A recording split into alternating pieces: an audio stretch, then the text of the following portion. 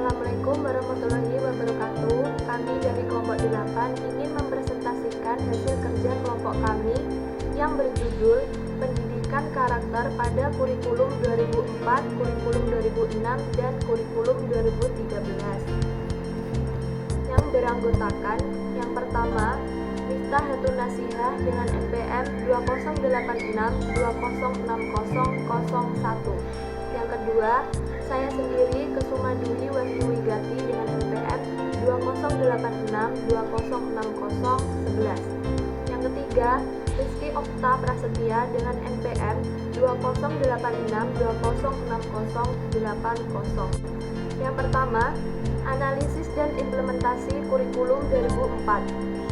Lahirnya kurikulum pada tahun 2004 ini tidak dapat dilepaskan dari kondisi politik yang terjadi pada saat itu.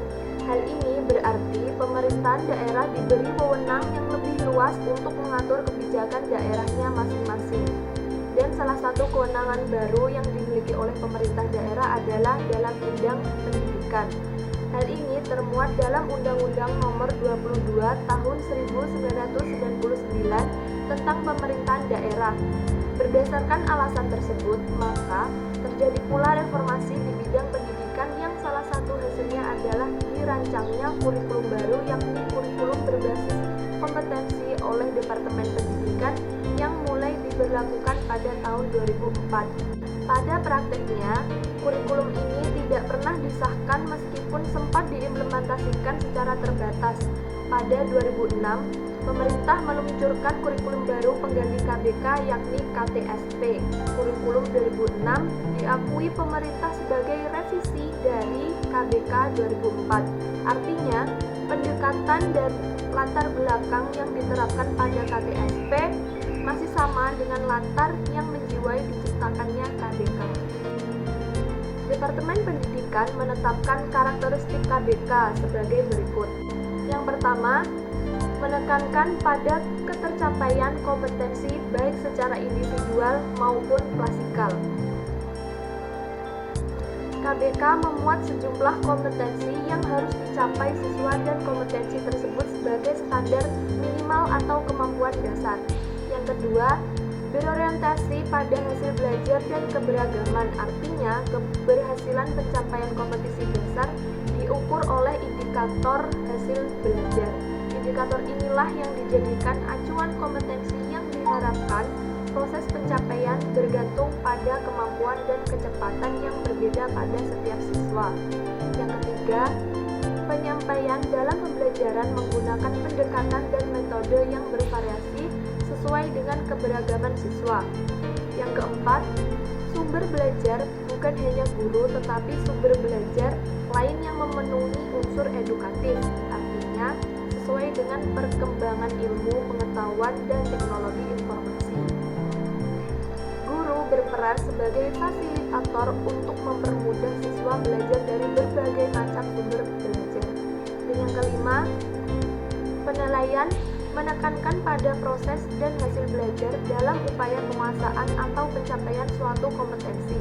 KBK menetapkan hasil dan proses belajar sebagai dua sisi sama penting. Saya akan meneruskan presentasi analisis dan implementasi kurikulum 2006. Kurikulum tingkat satuan pendidikan atau KTSP atau kurikulum 2006 adalah sebuah kurikulum operasional pendidikan yang disusun oleh dan dilaksanakan di masing-masing satuan pendidikan di Indonesia. Implementasi KTSP adalah bagaimana menyampaikan pesan-pesan kurikulum kepada peserta didik untuk membentuk kompetensi mereka sesuai dengan karakteristik dan kemampuan masing-masing. Tugas guru dalam implementasi KTSP adalah bagaimana memberikan kemudahan belajar kepada peserta didik agar mereka mampu berinteraksi dengan lingkungan eksternal sehingga menjadi perubahan perilaku sesuai dengan yang dikemukakan dalam standar ISI atau SI dan standar kompetensi lulusan atau SKL. 9 perilaku pembentukan karakter dan pendidikan yaitu 1. Menanamkan rasa cinta pada Tuhan dan kebenaran. 2. 2. Menumbuhkan sikap tanggung jawab, kedisiplinan, dan kemandirian. 3. Menumbuhkan sikap amanah dan kejujuran. 4. Menumbuh kembangkan rasa hormat dan santun. 5. Mengembangkan sikap kasih sayang, kepedulian, dan kerjasama. 6. Menumbuhkan rasa percaya diri, kreatif, dan pantang menyerah. 7. Membangun sikap keadilan dan kepemimpinan. 8. Menumbuhkan sikap baik dan rendah hati. 9. Membangun dan menumbuhkan sikap toleransi dan cinta damai. Implementasi kurikulum setidaknya dipengaruhi oleh 3 faktor, yaitu sebagai berikut. 1. Karakteristik kurikulum yang mencangkup ruang lingkup ide baru suatu kurikulum dan kejelasannya bagi pengguna di lapangan.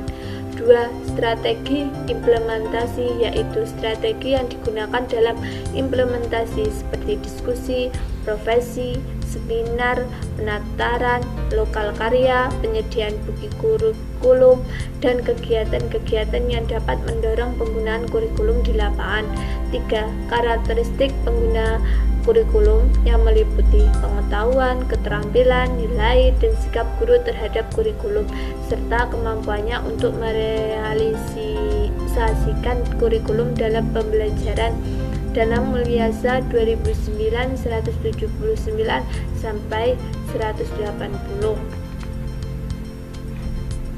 Analisis dan implementasi kurikulum 2013. Pengertian kurikulum 2013 itu sendiri ialah sebuah kurikulum yang terintegrasi. Maksud dari integrasi ini adalah sebuah kurikulum yang mengintegrasikan skill, tema, konsep, dan topik. Analisis kurikulum 2013 ialah kurikulum resmi yang digunakan di sekolah-sekolah negeri dan swasta di seluruh tanah air, termasuk sekolah-sekolah Indonesia yang berada di luar negeri. Dalam implementasi kurikulum 2013, pendidikan karakter dapat diintegrasikan dalam seluruh pembelajaran pada setiap bidang studi yang terdapat dalam kurikulum.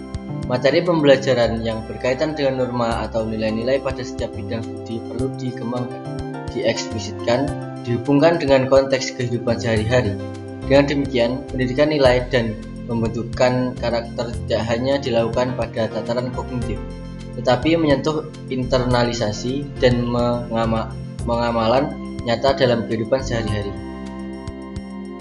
Berikut Permendikbud Nomor 69 Tahun 2013 tentang kerangka dasar dan struktur kurikulum sekolah menengah atas atau madrasah aliyah. 1. Kompetensi inti 1 kelas 1 untuk kompetensi inti sikap spiritual. 2. Kompetensi inti 2 kelas 2 untuk kompetensi inti sikap sosial. 3. Kompetensi inti 3 kelas 3 untuk kompetensi inti pengetahuan. 4. Kompetensi inti 4 kelas 4 untuk kompetensi inti keterampilan. Sekian dari kelompok kami. Apabila ada kurang lebih, mohon maaf. Wassalamualaikum warahmatullahi wabarakatuh.